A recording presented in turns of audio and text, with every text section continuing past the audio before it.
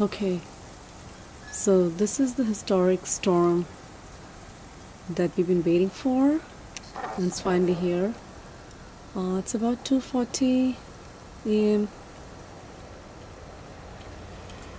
and there's just one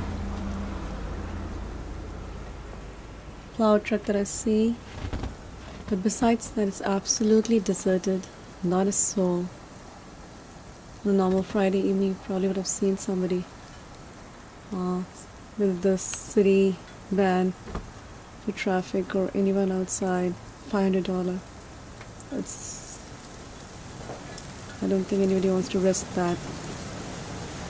Plus the safety, but it's just beautiful.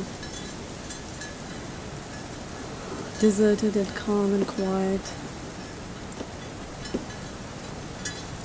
It's amazing. Well, don't know when we're going to see this again, but fun as it lasted. And tomorrow's a big day for cleanup and taking out my shovel. Gotta get going. Get my workout in the morning. Well, good night for now.